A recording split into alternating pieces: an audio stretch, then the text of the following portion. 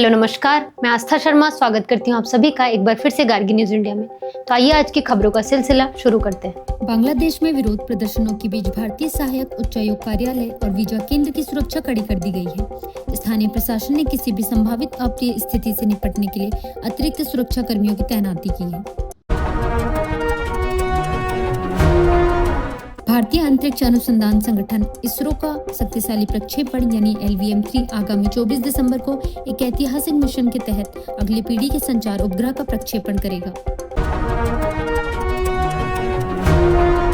प्रधानमंत्री नरेंद्र मोदी ने असम में आयोजित परीक्षा पे चर्चा कार्यक्रम के दौरान छात्रों से संवाद किया। इस अवसर पर प्रधानमंत्री ने परीक्षा से जुड़े तनाव, समय प्रबंधन और आत्मविश्वास जैसे विषयों पर छात्रों को प्रेरक संदेश दिए।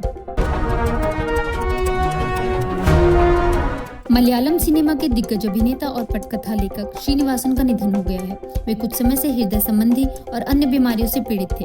उनके निधन की खबर से फिल्म जगत और उनके प्रशंसकों में शोक की लहर दौड़ गई है।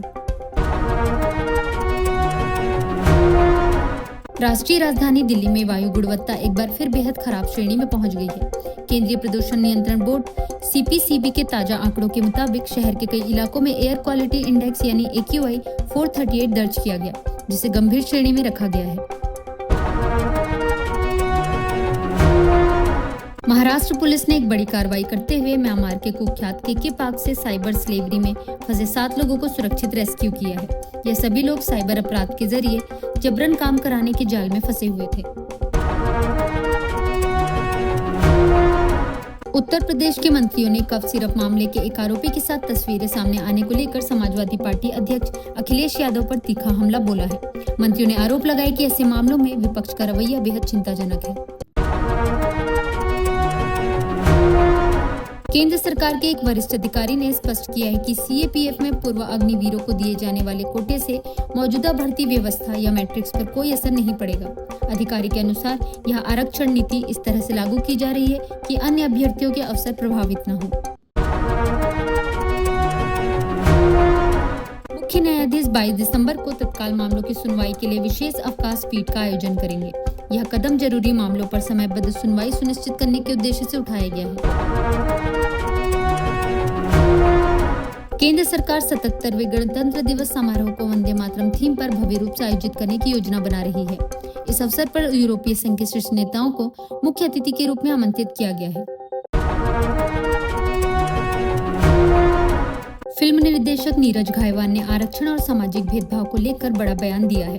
द हिंदू माइट कार्यक्रम में बोलते हुए उन्होंने कहा कि पहले छुआछूत लोगों को शर्मिंदा करने का जरिया थी, लेकिन आज उसी तरह आरक्षण को शर्म का विषय बनाने की कोशिश की जा रही है।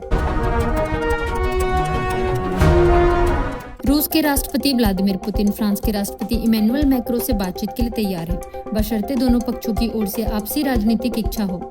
यह जानकारी क्रेमलिन की ओर से दी गई है। थाईलैंड के साथ सीमा पर जारी झड़पों के चलते कंबोडिया में हालात गंभीर हो गए हैं। कंबोडिया के गृह मंत्रालय के अनुसार सीमा संघर्ष के कारण अब तक 5 लाख से अधिक लोग विस्थापित हो चुके हैं और उन्हें सुरक्षित स्थानों पर शरण लेनी पड़ी है। यूक्रेन के राष्ट्रपति वोलोदिमीर जेलेंस्की ने कहा है कि अमेरिका को रूस पर दबाव और तेज करना चाहिए ताकि युद्ध को खत्म किया जा सके। उन्होंने स्पष्ट शब्दों में कहा कि अगर कूटनीति काम नहीं करती है तो फिर पूरे दबाव की नीति अपनानी होगी।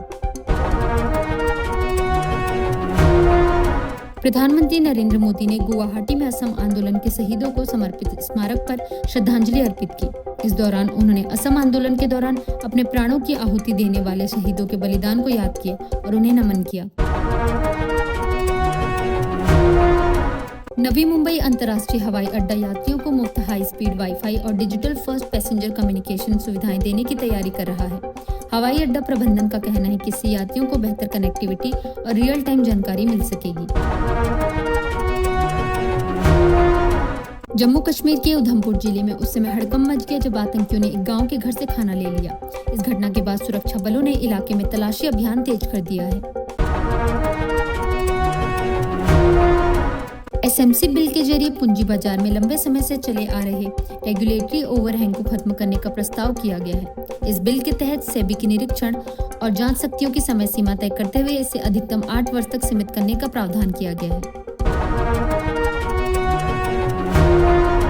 केंद्रीय मंत्री मनसुख मंडाविया ने कहा है कि संडेज ऑन साइकिल पहल ने युवाओं और समाज की सोच को सकारात्मक रूप से बदल दिया है। उन्होंने कहा कि यह अभियान फिटनेस, पर्यावरण संरक्षण और स्वस्थ जीवन शैली को बढ़ावा देने में अहम भूमिका निभा रहा है।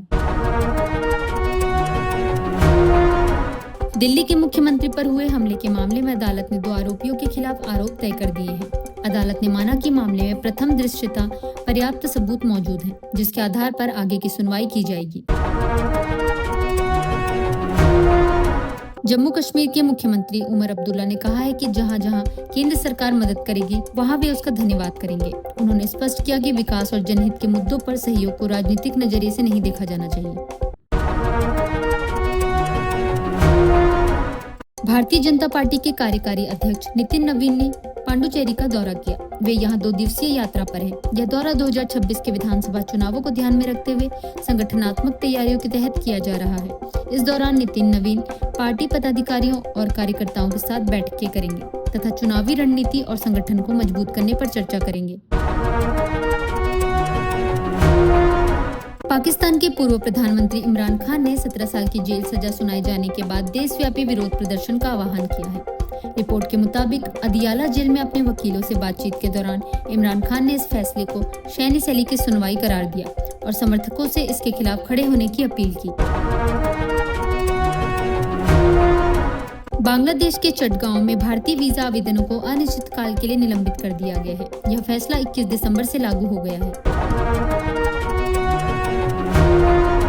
नई दिल्ली ने बांग्लादेशी दूत की जान को खतरे से जुड़ी खबरों को भ्रामक प्रचार करार दिया है। ढाका से आई कुछ रिपोर्ट्स में भारत में बांग्लादेश के राजदूत की सुरक्षा को लेकर आशंका जताई गई थी, जिस पर भारत ने कड़ा जवाब दिया है। प्रसिद्ध वकील और सामाजिक कार्यकर्ता प्रशांत भूषण ने केंद्र सरकार पर तीखा हमला करते हुए कहा है कि VBGRAMG विधेयक के जरिए सरकार ने मनरेगा को व्यावहारिक रूप से खत्म कर दिया है।